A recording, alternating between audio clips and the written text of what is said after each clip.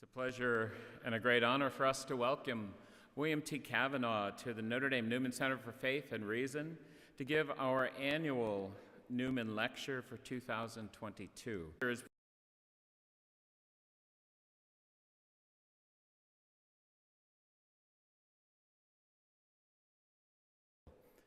St. John Henry Newman believed that the well-educated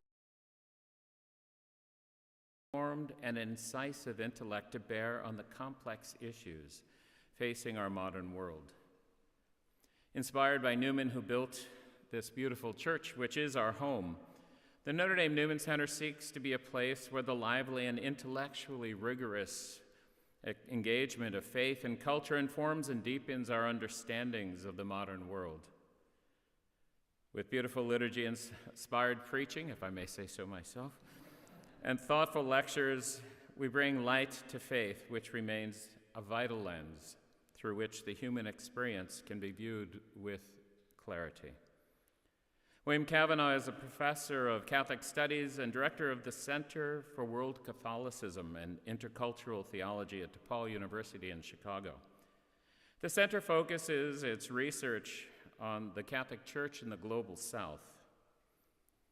Bill's own work has looked primarily at the Church's social and political presence in situations of violence and economic injustice, and the social implications of traditional Catholic beliefs and practices.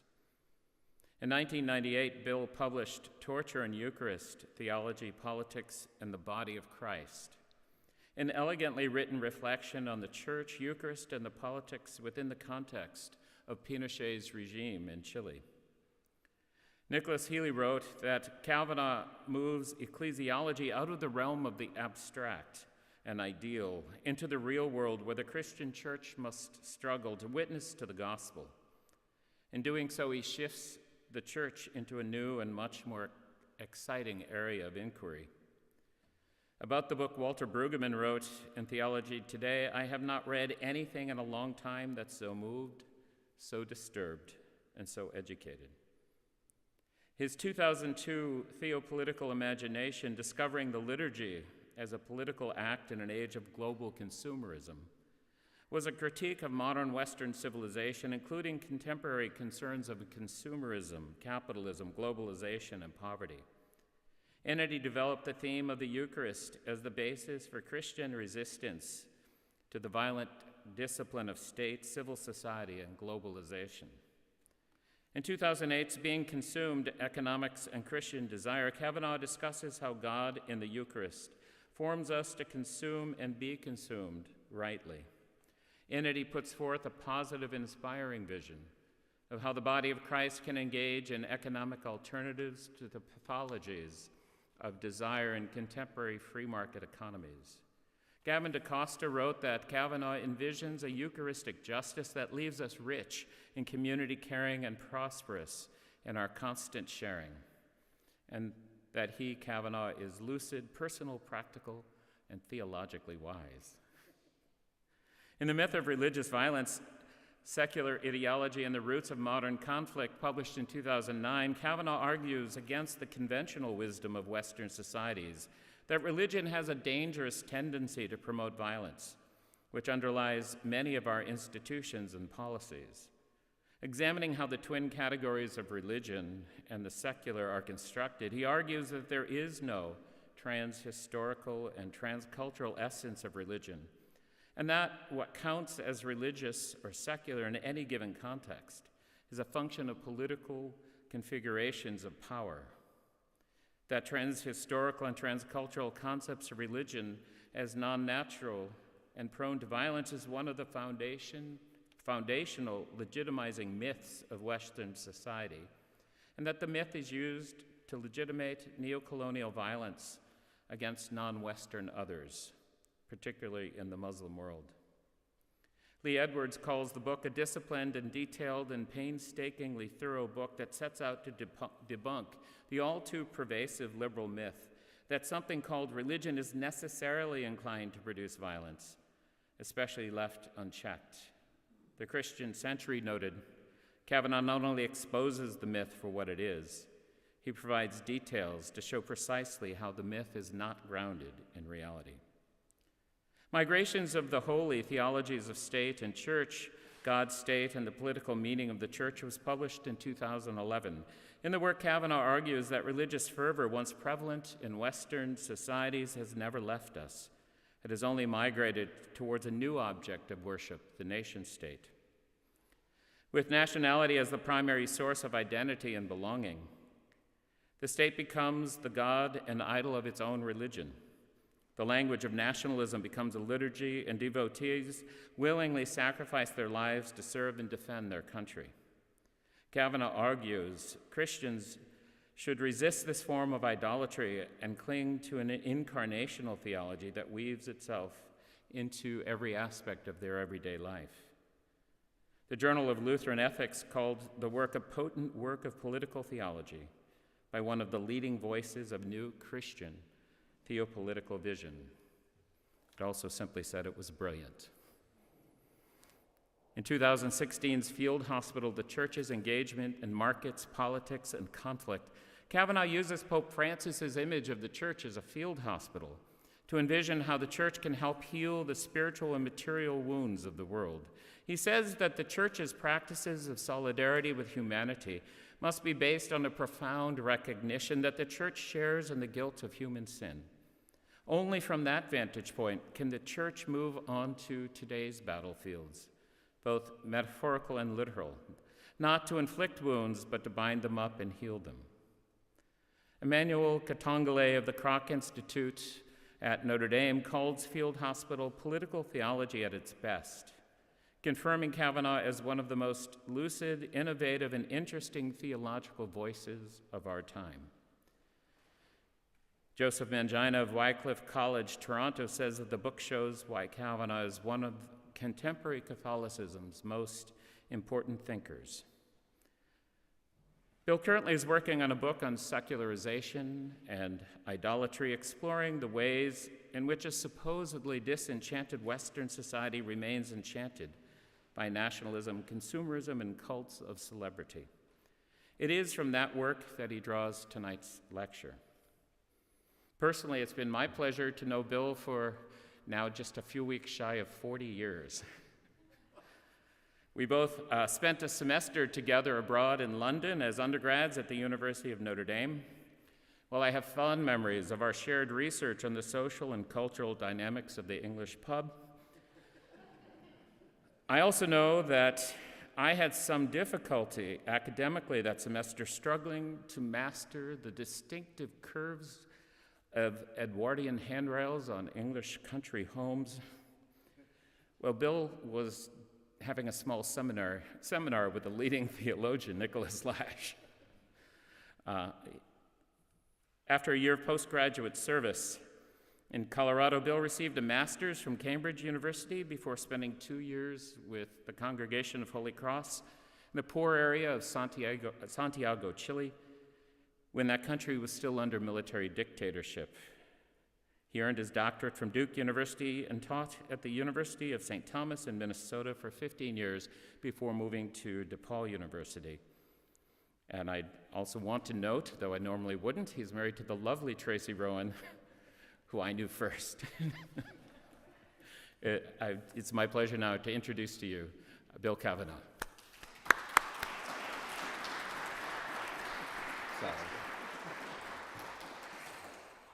Oh, thanks, Gary, for that generous and painstakingly thorough introduction. It's besides being very smart and being very faithful, Father Gary is one of the funniest people that I know, and some of you probably have some experience with that. You remember there was a kid when you were in school who could make you laugh so hard at the lunch table that milk would come out of your nose. Gary was that guy. So it's been really wonderful to be with him again. And it's great to be back in Ireland. Father Gary did not mention that my wife and I have 3 kids named Finian, Declan, and Eamon. And Ireland is the only place where I can tell people that and I don't have to repeat myself, so that's always nice. So thanks for coming out tonight. So the Notre Dame Newman Center for Faith and Reason was founded in 2017, according to the website, to foster, quote, the lively interplay of faith and intellectual inquiry. And why such a center would be necessary today is related to the perceived gap between faith and reason in an increasingly secularized environment. So in his magisterial book, A Secular Age, Charles Taylor distinguishes three different senses of the word secular: separation of the church from public power, the decline of religious belief, and the condition in which faith is just one option among many. And all of these posit a gap between faith and reason, right? So reason arrives at facts and is therefore fully public and not optional, whereas faith is a choice for an unprovable set of propositions that therefore belongs in the private sphere. And among other factors, faith has declined because reason is supposedly the surer path. So we're then left with two kinds of people, the believers and the non-believers. Some have faith, others have only reason. Some have beliefs, others have only facts. Some still believe in an enchanted world, others soberly face a disenchanted world. And so as Taylor describes the situation, a race of humans has arisen which has managed to experience its world entirely as immanent. In some respects, we may judge this achievement as a victory for darkness, but it is a remarkable achievement nonetheless. Now, the usual way that Christians try to narrow this perceived gap between faith and between these two races of humans is to claim the reasonableness of faith. So we accept the terms of the engagement, but we try to move faith closer to reason by demonstrating its reasonableness. So faith kind of has to answer before the bar of reason in order for the faithful to be taken seriously in public, as the non-believers are. So I think there's a lot of valuable work to be done by philosophers and theologians in showing the reasonableness of faith. But my approach tonight is going to move in the opposite direction. So rather than try to narrow the gap between the two supposed races of people by showing the reasonableness of the believers, I'm going to narrow the gap by showing the implicit beliefs of the supposed non-believers. So I'm going to question this idea that there are these two distinct races of people and argue that we're all believers and therefore have more in common than is usually supposed. So I'm going to begin by looking at the discourse of disenchantment in Max Weber and Charles Taylor, arguing that the common story of disenchantment, of modernity, does not even really convince them. And then I'm going to discuss the biblical notion of idolatry as misenchantment, and then examine some instances of enchantment in our so-called secular world today. So, according to Taylor, everyone, this is a quote, everyone can agree that one of the big differences between us and our ancestors of 500 years ago is that they lived in an enchanted world and we do not, end quote. So the language of enchantment comes from Max Weber. It's the common English translation of the word Weber first used in 1920, and Entzauberung, which literally means the unmagicking of the world. It was Weber who introduced this idea that the Western world has had its magic kind of surgically removed by the process of rationalization. So the story goes, once upon a time, our ancestors lived in a world inhabited by gods and demons and ghosts and fairies and wood sprites and angels. The boundaries between the material and the spiritual were permeable. The immanent world makes frequent contact with the transcendent world. And the world was full of what Taylor calls charged objects, like saints' relics, that had the power to alter reality. But today, the story goes, we live in a disenchanted world which is devoid of spirits, either good ones or bad ones, devoid of mystery, devoid of an ordered meaning. Ironically, says Weber, religion was the original agent of rationalization, since so often in this life the righteous suffer and the unjust prosper, right? Donald Trump. Rational explanations were sought outside of the life of the present world, right? So as in an afterlife, to ensure that the guilty were punished and the righteous were rewarded. The more rationalized religion became, the more otherworldly it became, according to Weber. So the worldly spheres of politics, economics, family, and so on take on increasing autonomy. And this then leads to a split between this world and the other world, between facts and values that eventually pushed religion to the private sphere of values and left an autonomous, disenchanted world of fact, which is governed by science and the state and the market and so on. So Hottentots, according to Weber, know incomparably more about their tools than we do about ours, right? Does any of us know how a cell phone works? No. Maybe some of us do. I don't. Rationalization, though, does not mean increased knowledge. So it means something else. This is a quote from Weber.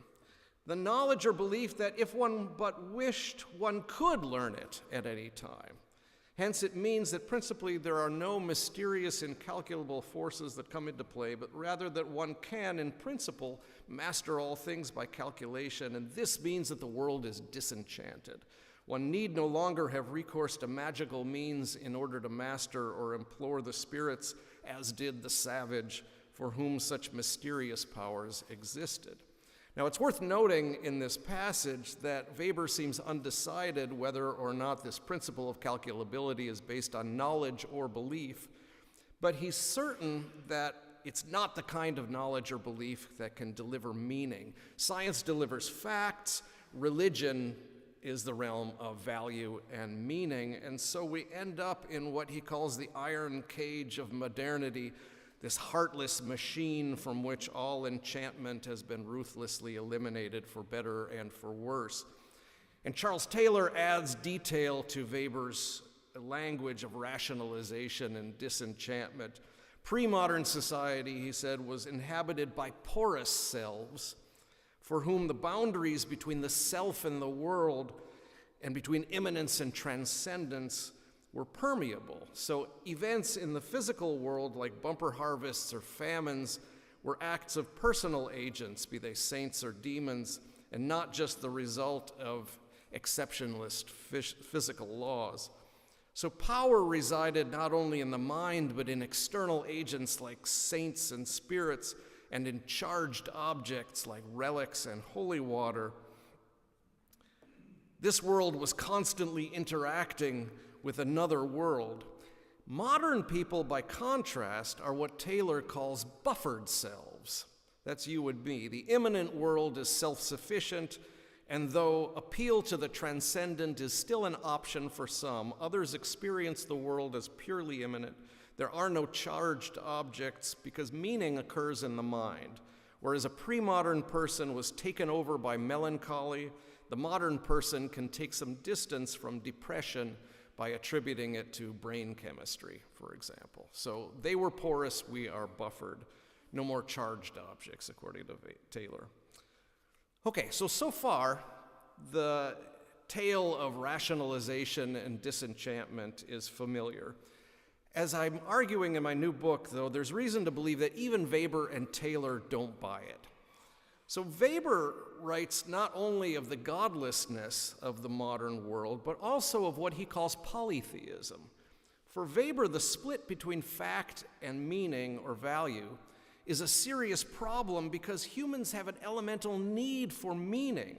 According to Weber, science is meaningless because it gives no answer to our question, the only question important for us, which is, what shall we do and how shall we live? Weber rejects the idea that we can return to religion, but he translates the question, what shall we do and how shall we live, into which of the warring gods should we serve? Or should we perhaps serve an entirely different God? And who is he? So polytheism, he thinks, is the direct consequence of rationalization. The divorce between fact and value means that, quote, the various value spheres of the world stand in irreconcilable conflict with each other. So there's no factual basis to adjudicate which values are right, and so we just need to decide by non-rational means. We just need to take an irrational leap and choose some values. And so Weber writes, "We live as did the ancients, when their world was not yet disenchanted of gods and demons, only we live in a different sense. As Hellenic man at times sacrificed to Aphrodite and at other times Apollo, and above all as everybody sacrificed to the gods of the city, so we still do nowadays. Only the bearing of man has been disenchanted and denuded of its mystical but inward genuine plasticity," whatever that is. So Weber observes no difference in the observable behavior of ancient versus modern people. So he continues, "Many old gods ascend from their graves. They are disenchanted and hence take the form of impersonal forces. They strive to gain power over our lives, and again they resume their eternal struggle with one another." So I want to name my new book Many Old Gods, but Oxford University Press doesn't think that it doesn't pop out when you do Google searches, I think is the reason. So anyway, in Weber's view, Apollo has been replaced by impersonal forces like capitalism. But gods is not a casual metaphor.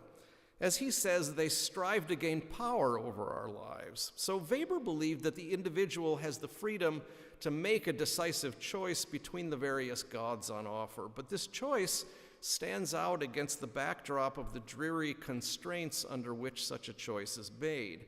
So the gods that can be chosen have to struggle not only against each other, but against the gods that are simply given to us. So Weber writes of the tremendous cosmos of the modern economic order. This order is now bound to the technical and economic conditions of machine production, which today determine the lives of all the individuals who are born into this mechanism, not only those directly concerned with economic acquisition, with irresistible force. And he continues, material goods have gained an increasing and finally an inexorable power over the lives of men as at no previous period in history. So in the 19th century, you've got figures like Marx and Nietzsche who think that if you do away with God or the gods, then we're finally going to be free. We're finally going to take the reins of destiny into our own hands. But Weber is more pessimistic. He emphasized the fragmented nature of human meaning and the power and inertia of large social institutions, and he thought that liberating change was impossible. So he agrees with Marx and Nietzsche that there is no pre-given order, that we're just making all this up, there's no God and so on. But we come to be dominated by our own creations. He calls them lebende Maschinen, living machines. So there's no true God out there to save us from ourselves. The creations of humanity are unpredictable and ungovernable and it's precisely because there is no inherent order to the cosmos. And so humans are controlled by our own artifacts. As the monster says to Dr. Frankenstein, "You are my creator, but I am your master. Obey." So the gods, eliminated by rationalization, return in a different form to rule over us. In the political sphere, Weber describes how nation-states employ rationalized violence, pushing religious scruples, like the pacifism of the Sermon on the Mount, into the private sphere of values. You go ahead and be your pacifist in private, right? But war out-religions religion, he says, creating a new form of devotion, which is to the nation-state. So Weber says, war makes for an unconditionally devoted and sacrificial community among the combatants and releases an active mass compassion and love for those who are in need. In general, religions can show comparable achievements only in heroic communities professing an ethic of brotherliness, monasteries. So the state does a better job than religion at giving meaning to death. And in the economic sphere, Weber describes capitalism as the height of rationalization, precisely in its depersonalization of transactions. Money, says Weber, is the most abstract and impersonal element that exists in human life. That's a quote. And he adds, quote, "For this reason, one speaks of the rule of capital and not that of capitalists," end quote. So humans are not in charge, but are being ruled by a god of their own making. Making money is no longer a means to the end of serving the end of the life of people. It is thought of so purely as an end in itself that from the point of view of the happiness of or utility to the single individual, it appears entirely transcendental and absolutely irrational. Man is dominated by the making of money, by acquisition as the ultimate purpose of his life. And so, in a supposedly secularized and disenchanted world, we continue to serve gods that are every bit as transcendent and irrational, in Weber's words, as the gods of old. The holy has not disappeared, but migrated from the church to the state and the market.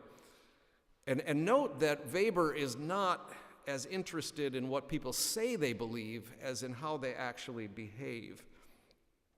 Charles Taylor raises similar doubts about the disenchantment narrative, although he still clings to it. He cites Yves Lambert's study of Breton village life, where a modest subsistence economy was densely intertwined with ritual communal life centered around the local Catholic Church. Think Ireland in the past. After World War II, the advent of consumer society turned people very quickly toward the pursuit of personal prosperity. Lambert quotes a local, quote, "We no longer have time to care about religion. One seeks money, comfort, and all that. Everyone is now into that, and the rest, So Taylor comments on this.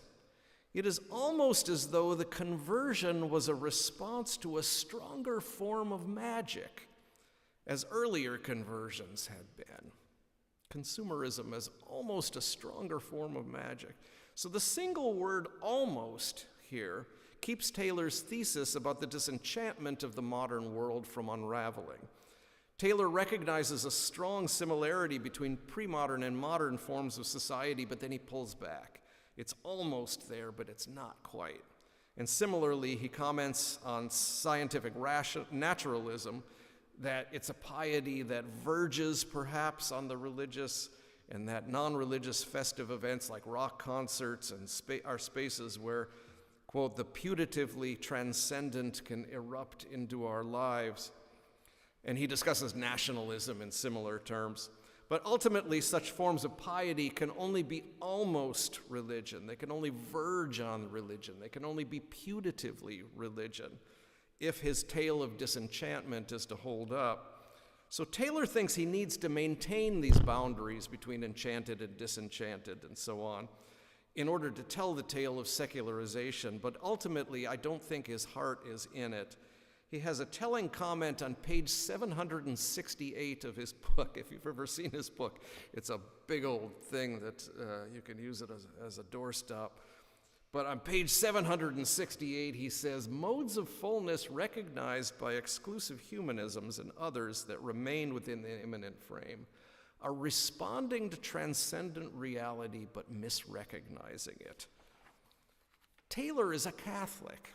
Right? Ultimately, he thinks that non-believers are responding to God, but misrecognizing the source of their fullness.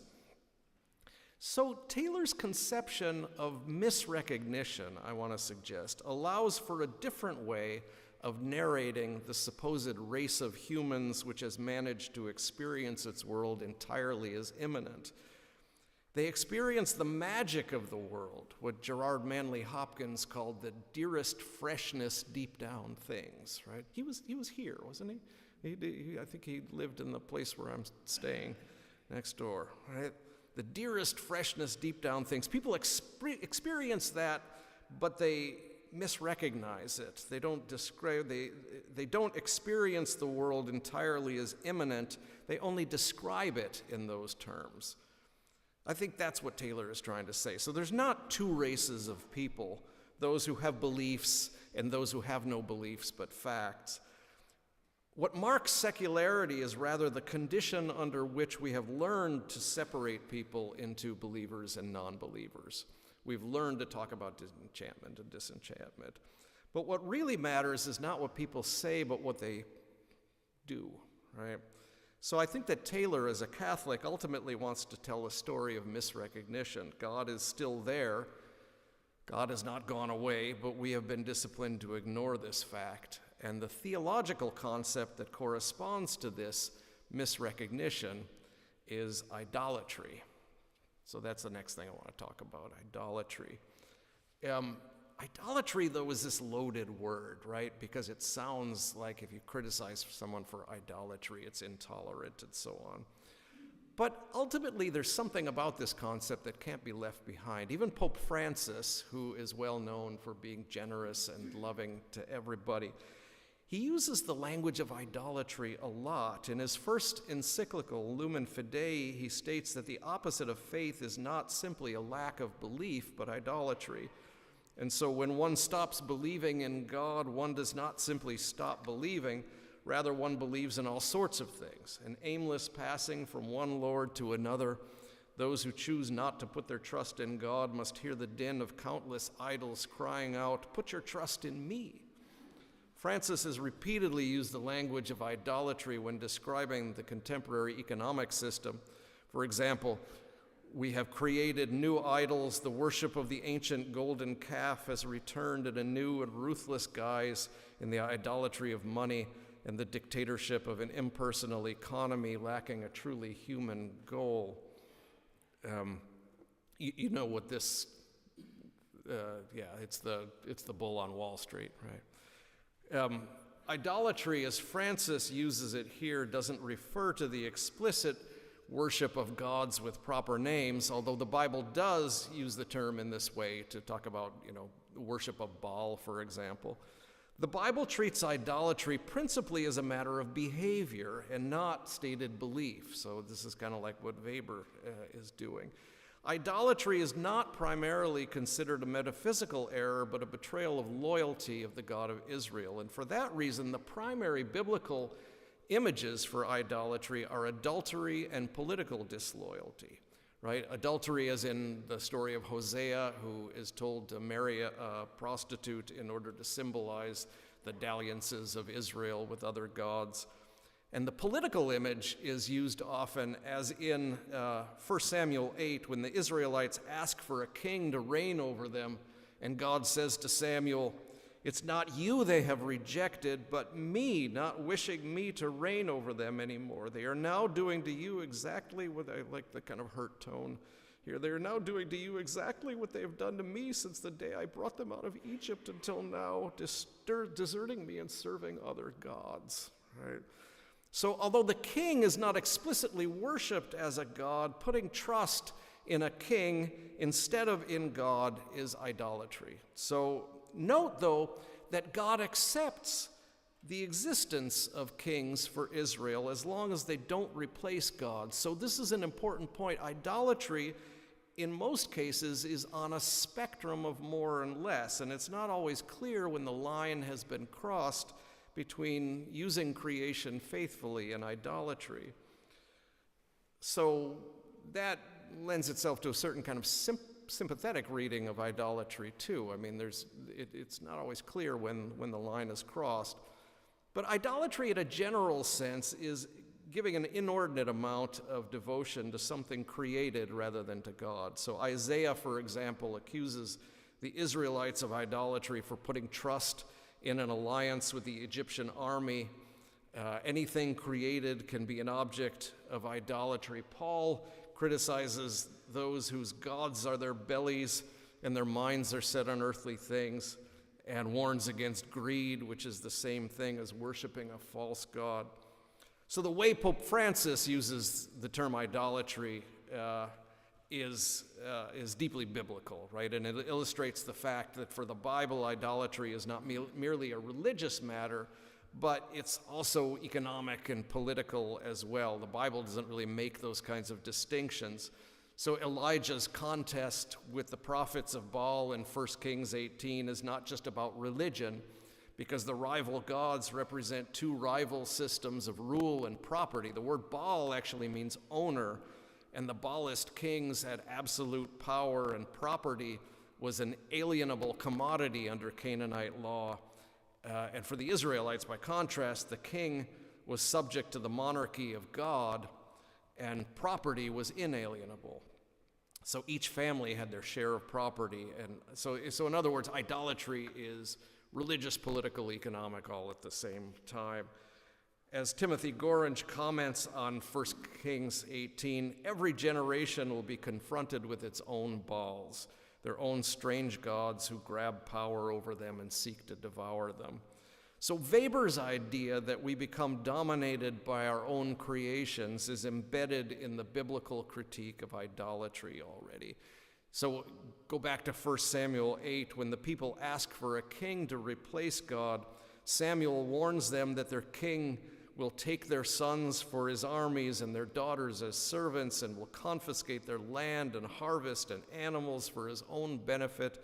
And finally, quote, "You shall be his slaves, and in that day you will cry out because of your king, whom you have chosen for yourselves, but the Lord will not answer you in that day," end quote. So Jesus is drawing on a long tradition of idolatry as domination when he warns you cannot serve both God and mammon, right? The Greek scripture leaves the term mammon untranslated to personify money as a god, one that demands service. And the idea in Weber that inanimate objects come alive by taking life from us is found first in the Bible. Marx makes a lot of this too. In Isaiah 6, those who craft idols out of wood and stone become as deaf and dumb and mute as their creations, although they imagine that their creations take on life. In Isaiah 44, a man uses half a block of wood to cook his dinner and the other half to make an idol, to which he bows down and pleads, "Save me, you are my God." And although he imagines that the idol lives, in fact, it's draining life from him. So the narrator comments, "All who make idols are nothing, and the things they delight in do not profit." Likewise, Psalm 115 says, "Their idols are silver and gold made by human hands. They have mouths but cannot speak, eyes but cannot see. They have hands but cannot feel, feet but cannot walk. And those who make them will be like them, and so will all who trust in them." So the attribution of life to inanimate objects steals life from the humans who make them or trust in them.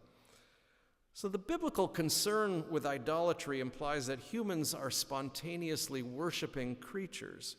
In Exodus, the Israelites can barely stand 6 weeks of Moses' absence before they have to build the golden calf to worship. And the story of the golden calf is a story not only of the human capacity for self-deception, but it's also a story of the inherent need to worship. And that, I think, evokes, again, this kind of sympathetic take on this, that we all have this kind of need to worship. So when Paul is in Athens, the book of Acts reports that he is distressed to see that the city was full of idols. But he also sees that the Athenians' idolatry is evidence that they're searching for meaning and ultimately for the true God.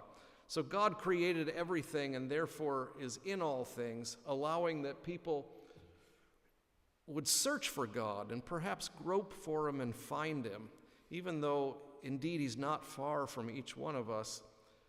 For in him we live and move and have our being, as even some of your own poets have said. He's talking to the pagans here, for we too are his offspring. So there's a sacramental view of the world here, that God can be found in the beautiful things of God's creation. So the biblical critique of idolatry allows for both a critical and a sympathetic take on humans as worshiping creatures, right? On the one hand, as Weber noted, we continue to make gods, especially in the economic and political realms, that demand sacrifice. And on the other hand, as Taylor noticed, we continue to reach out towards the transcendence. We continue to grope for God and maybe find God, even if we misrecognize it sometimes. So what I want to do in the last part then is just briefly explore both the critical and the sympathetic takes with an eye towards today, right? What gods continue, I'm going to start with the critical take, what gods continue to demand our sacrifice now. Nationalism, I have a chapter on that in the new book. It's resurgent in many parts of the world today. There are Christian nationalists in the US and Hungary and Russia, but there's secular nationalists in France, and that, I think, indicates that nationalism doesn't depend on what we normally think of as religious faith. In fact, a great many scholars of nationalism see its rise as a replacement for Christianity in the West. As Ernest Gellner and many others have argued, the rise of nationalism coincides with the decline of Christendom in the West. And there's a host of scholars that refer to nationalism as a religion. I've given some examples here. Anthony D. Smith writes, nationalism is a powerful religion of the people which parallels and competes with traditional religions. Carolyn Marvin writes, nationalism is the most powerful religion in the United States and perhaps in many other countries. Carlton Hayes sees the role of the nation as not primarily economic or transactional, it is primarily spiritual, even otherworldly, and its driving force is its collective faith, a faith in its mission and destiny, a faith of things unseen, a faith that would move mountains. This is what you see when you look up into the dome of the Capitol building in Washington, D.C.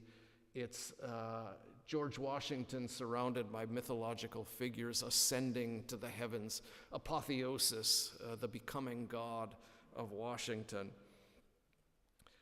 A sympathetic take sees that as a type of faith, the love of country calls forth many of the same interior dispositions and external actions as the love of God. Love for one's country is not just self-love, but loyalty to one's place and care for the common good. It's a way to love one's neighbor as oneself. Nationalism calls forth one of the most publicly compelling forms of self-sacrifice, which is military service. Above all, nationalism summons a form of something bigger, a love of something bigger than oneself, a sense of being part of a common project. Taylor downplays nationalism as religion and thinks that secular ritual has been disenchanted. He says, of course we go on having rituals. We salute the flag, we sing the national anthem, we solemnly rededicate ourselves to the cause. But the efficacy here is inner. We are, in the best case, transformed psychologically. We're no longer dealing with a real presence. We can now speak of an act as only symbolic. This is us modern people, us disenchanted modern people, right?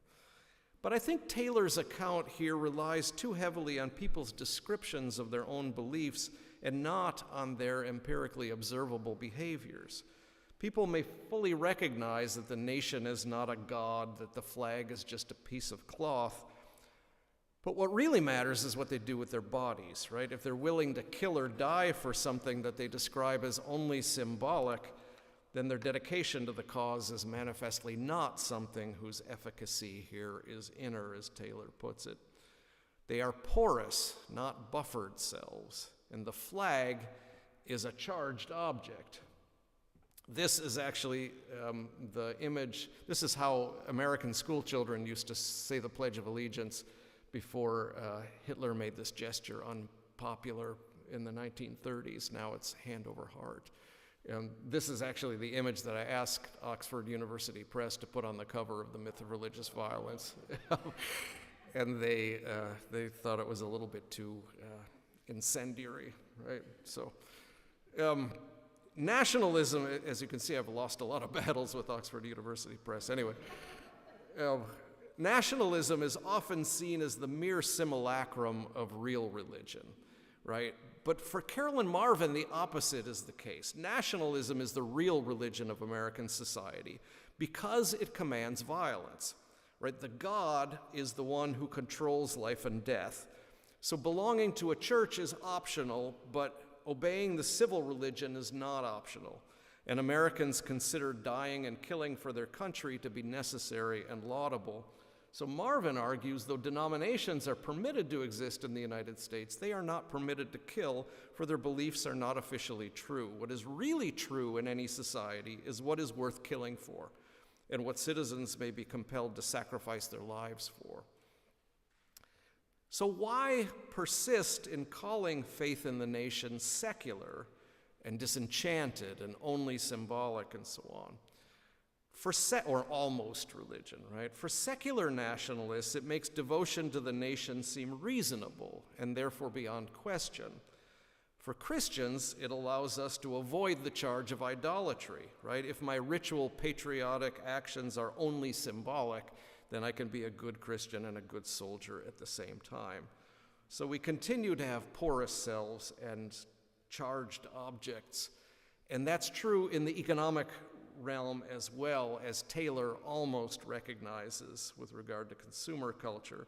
So, for example, the difference between relics and sports memorabilia is not the difference between enchanted and disenchanted, right? A man paid $3 million for the baseball that Mark McGwire hit for his 70th home run of the 1998 season, despite the fact that it is physically identical to every other ball used that season, right? Is that not a charged object? As anthropologist Russell Belk reports, for many, consumption has become a vehicle for experiencing the sacred. So through extensive field work, Belk and his colleagues discovered that the decline of the church has been accompanied by a sacralization of the secular, that is, a seeking out of the sacred in areas of life previously regarded as profane. So they describe the various ways that people sacralize their lives by employing consumer objects ritually. Being surrounded by the right things is crucial for expressing one's identity and one's place in the cosmos. Consumption is governed by a form of magical thinking. We accumulate objects as the signs of happiness that are meant to call down the miracle of satisfaction from on high. Belk writes, Western society needs transcendence, and like it or not, to our benefit or peril, consumption has become such a transcendental vehicle for many. If we look at the history of advertising since the 20th century, we can see how products gradually take flight from the mundane into the transcendent. And I want to illustrate this with some shoe advertisements. So here is a shoe advertisement from 1909 in which Regal Shoes explains in several paragraphs of dense texts the advantage of their shoes. They developed a new kind of last which prevents wrinkling over the instep, which prevents the foot from sliding forward, and so on. Right, blah, blah, blah. By mid-20th century, this is what you get. This is from 1972. Now the only text is 5 words. Keep her where she belongs, right? You're permitted to laugh at this sort of thing. It's astonishing, isn't it?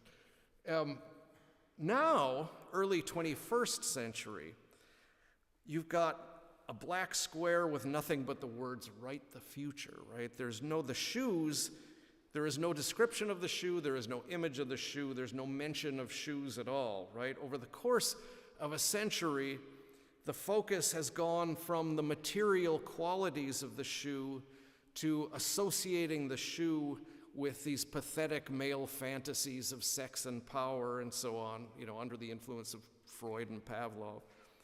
And then finally to the disappearance of the shoe entirely into this gaseous cloud of transcendent aspirations to be the author of the world to come.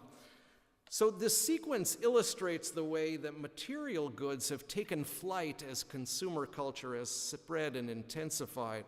Consumer culture is in many ways the opposite of materialism. It's the attempt to transcend the material by making material goods vehicles for the highest of human aspirations. So in a book entitled The Culting of Brands, ad executive Douglas Atkin argues that meaning was carried by traditional religions like Catholicism until the 1960s. And now meaning is carried primarily by brands, which are markers of identity for consumers. And so Atkin, he's a marketer, and exhorts his fellow marketers to embrace their vocation as priests of this new religion. And he says, cult brand marketers know that they must colonize every single moment of everyday life. Their mission is to brand a living experience, to create a unified meaning system that transforms every possible touch point between the company and the customer into a symbol. So get over your products. Ask, what temple to what God are you creating? Now, if we're tempted to dismiss this as marketing hyperbole, there's actually empirical evidence that this is the case, that brands can substitute for traditional faith. There was a paper in the journal Marketing Science entitled Brands, the Opiate of the Non-Religious Masses. And it demonstrates over 4 separate studies that in products like clothes that are related to self-expression, attachments to brands is inversely proportional to attachments to what is traditionally considered religion. So I've given just a hint of the massive amount of research that confirms the perdurance of charged objects and porous selves in consumer culture. But we should note that such research is often sympathetic with the attempts of humans to create meaning through material possessions.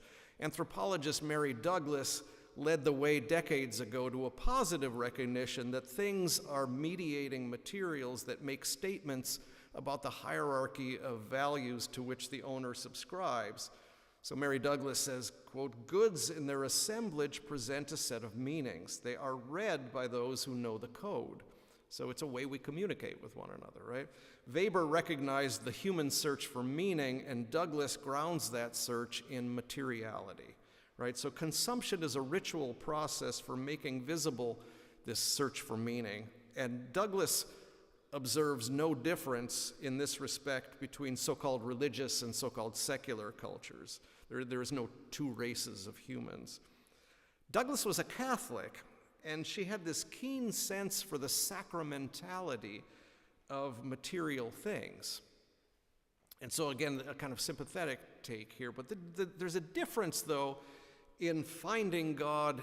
There's a difference between finding God in things and making gods of things, right? So Eugene McCarraher's book, recent book, it's a magisterial, again, it's a big old 800-page thing, but it's called The Enchantments of Mammon, How Capitalism Became the Religion of Modernity. And he calls consumer culture a parody of sacramentality. We have never been disenchanted, he argues. We have rather been misenchanted. I like that. I think that's a nice way to put it. So the difference between sacramentality and misenchantment hinges on the same criteria that we use to judge idolatry, right? Is the God being worshipped here the true God or something else? And one of the criteria that the Bible uses to judge this question is whether or not the God will eat you alive, right? And in this way, Marx is very biblical. He likened capitalism to the Canaanite god Moloch, the devourer of children. Marx's famous analysis of the fetishism of commodities is a critique of the way that humans and things trade places in capitalism. When things are made for human use, they're easy to understand, but when they enter the market and become commodities, they become animated, abounding in metaphysical subtleties and theological niceties, is the quote from Marx. So milk, when it's used, is easy enough to understand, but when it becomes a commodity, it becomes this odd thing, and so you have these cases where instead of nourishing hungry people, farmers dump milk to support its price in the market. And in this way, Marx argues commodities are dematerialized because their use value is swamped by their exchange value. And because their value is expressed in terms of other commodities, they establish social relations among themselves. So in the market, commodities take on life, right? The Amazon package with the smile on it. and become subjects of relations with other commodities. But while things take on life, life is drained away from actual people. So hungry people don't count in the market unless they have money. Workers are regarded as labor costs, which need to be minimized. The conditions of work are hidden from our view, right? So all that the consumer sees in the store or online is the commodity at its price. So you just click on something and then it magically appears on your doorstep, right? Magic. And so we don't see the workers who make our clothes in Sri Lanka, where the minimum wage is $54 a month, which is about a sixth of what is actually needed to survive. So the commodities are visible and not the people. Commodities take on life as life is extracted from people in this upside-down world. So let me conclude. In a famous commencement address in 2005, novelist David Foster Wallace told the graduates, "In the day-to-day trenches of adult life, there's actually no such thing as atheism. There is no such thing as not worshiping. Everybody worships. The only choice we get is what to worship." And he goes on to say that the reason you might want to worship a real God is that pretty much everything else you worship will eat you alive. Worship money and you'll never have enough. Worship your body and you'll always feel ugly. Worship power, you'll always be afraid, and so on. So the really interesting question, in other words, is not, are you a believer, but which God do you actually worship, right? What do you believe? And I want to emphasize, though, that this is not just a problem for atheists, it's a problem for Christians too, right? If it's true that everybody worships, it's also true that everybody worships badly. To say that we worship the God of Jesus Christ is not necessarily to actually do so, right? So behavior reveals belief. We're all in the same boat, so-called believers and unbelievers alike. We are surrounded by gods of our own making, gods that often devour us and the earth. So extricating ourselves from misenchantment is not just a matter of claiming to worship God, but of creating just structures that witness to a sacramental world. So rather than divide ourselves into two races of people, believers and unbelievers, I've presented reasons to embrace our commonality. So don't tell me you have beliefs, or I have beliefs and you have only facts, or vice versa. Tell me what you believe, I'll tell you what I believe, and we'll have a conversation.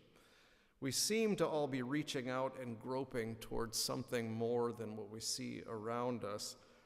As a Christian, that indicates to me that perhaps there is someone out there calling to us, that besides the man-made gods, there is also one that we haven't made.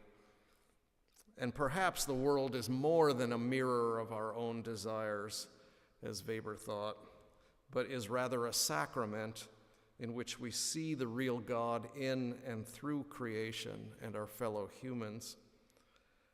I don't expect to resolve that conversation here, but I do hope that at least we can begin the conversation as equals.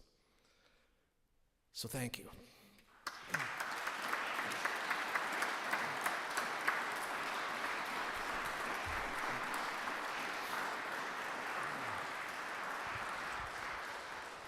I would like to thank Bill Cavanaugh for this wonderful and powerful presentation, giving us much to think about. We have a few minutes for some questions and hopefully some answers. So I invite you to please raise your hand if you want to ask a question. Please do your best to keep it concise and be a question that we can respond to. Thank you.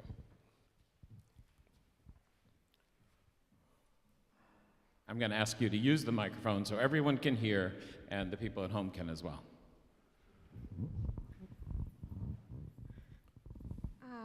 I have a question. I am from the Dominican Republic, the Caribbean, and we have heard back home that some people retiring from Europe, they have told us that our countries don't move forward because we are Christians.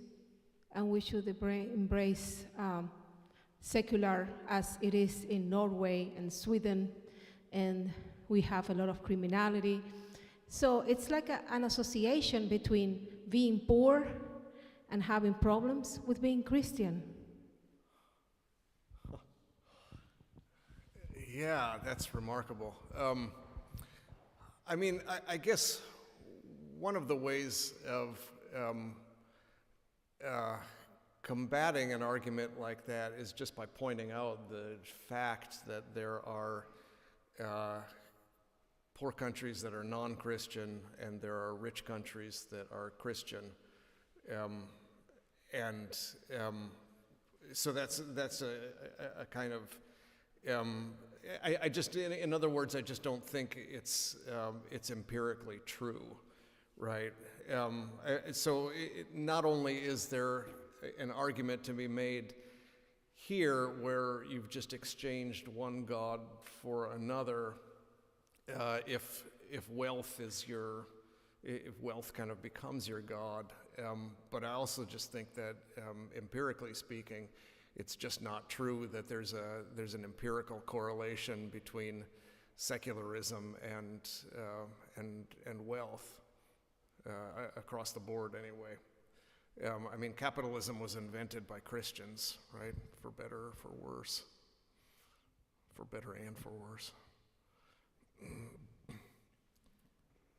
Anyone? Ali? I should say, as long as we're talking about the Dominican Republic, there's an interesting company called Altagracia that you may know about, but it's a company created by Christians to try to manufacture clothing for the world market and do so in a way that recognizes the dignity of the workers. And so the workers are part owners of the enterprise and are part of and are paid well and have good benefits.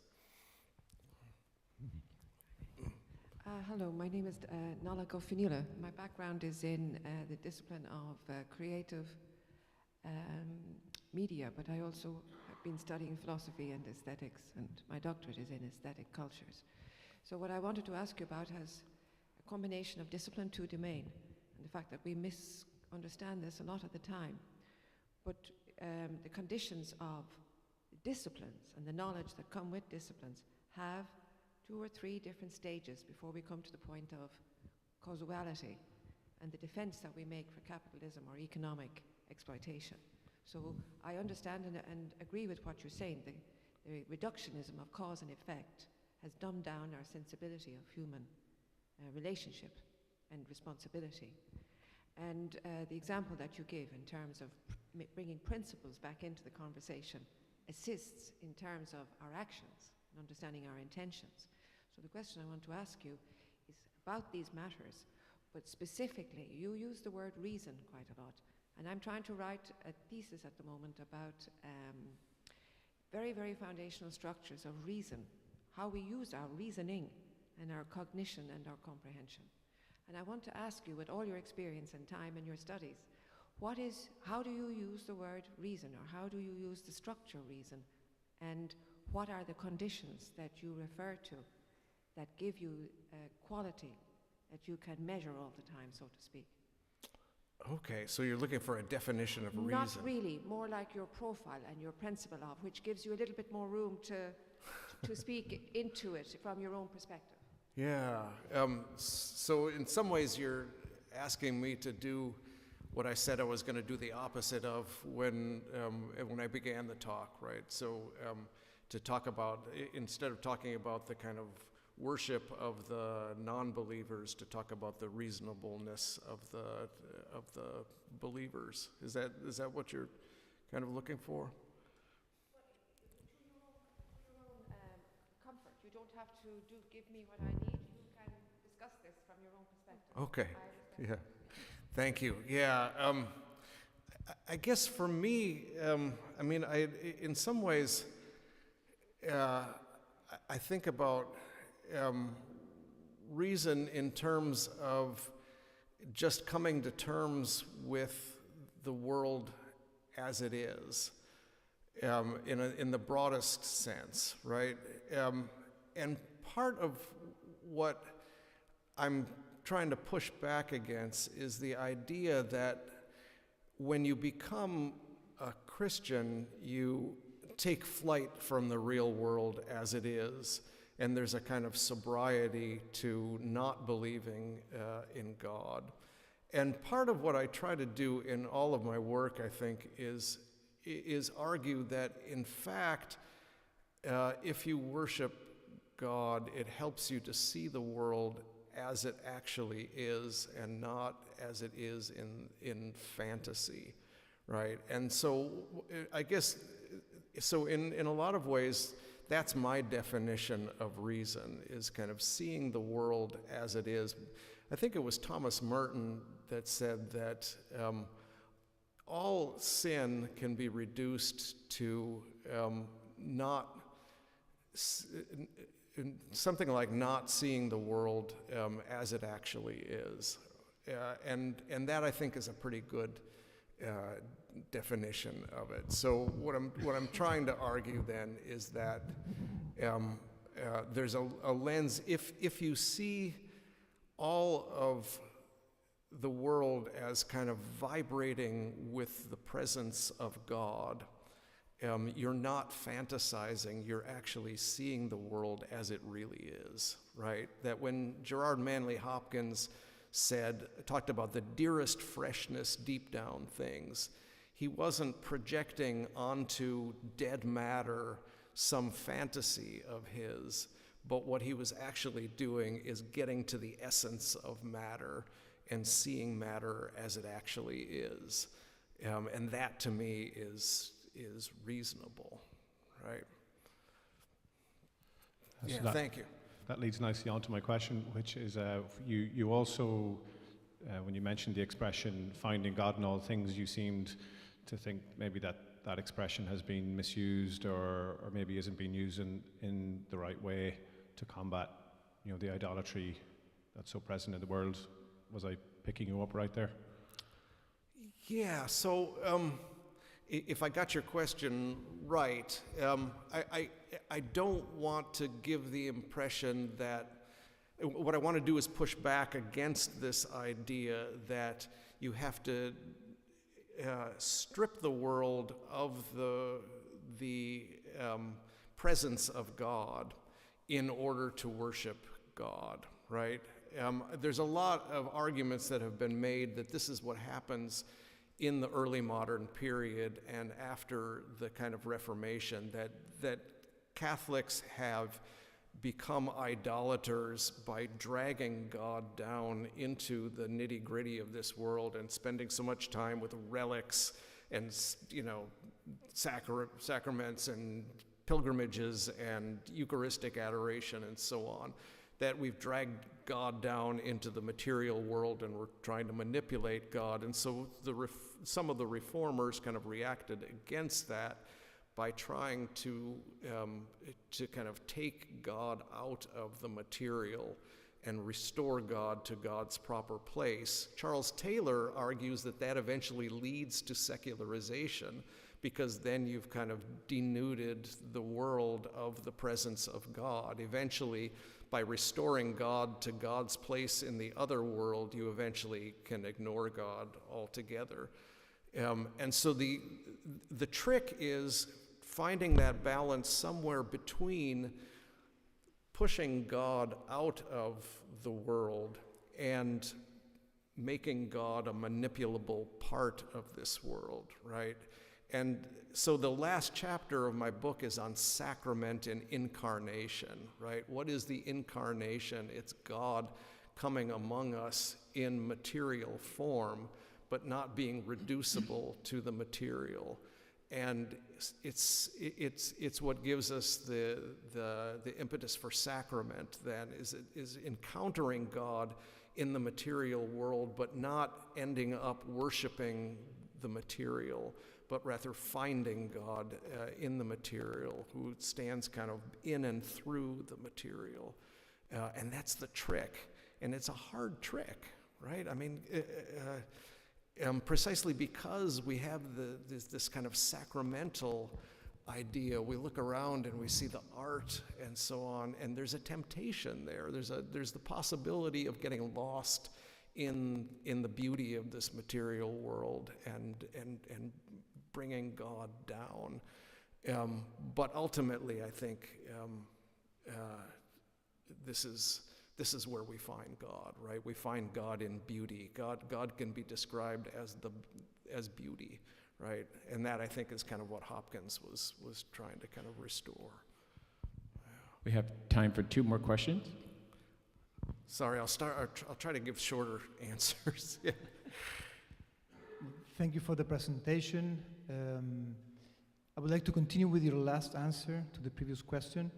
So it seems like it's like in Chalcedonia, the tension between the material and non-material, God and the human beings or creation. So I don't know if in your chapter you go through what could be a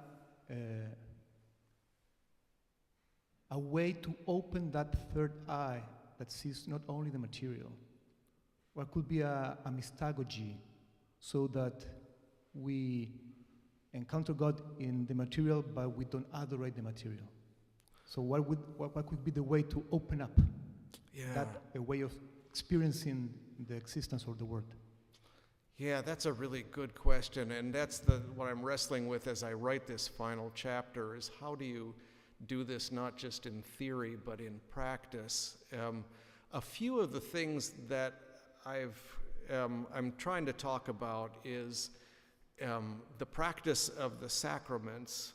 One way of doing this, right? The idea of the Eucharist as encountering the real presence of Christ, but in such a way that turns this act of consumption inside out. Rather than us just eating God, God eats us, God brings us into the body of Christ. And that then allows for these other sorts of acts of charity where you see Christ in poor people, for example, right? Matthew 25, this idea that the poor are sacraments, that you encounter Christ in them. And so it has to be something more than just lip service. It has to be something where you actually go out of yourself and encounter God in people who need your presence, and that it leads to a sort of decentering of the person as well. Art, I think, is another way of encountering God. There's this.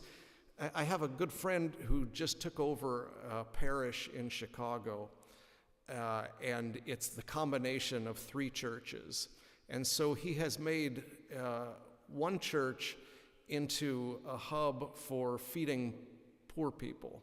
So they have a soup kitchen there, they have a clothing bank and a food bank. There's a Catholic worker house there at that church. Another church is an art hub. These are all part of the same parish.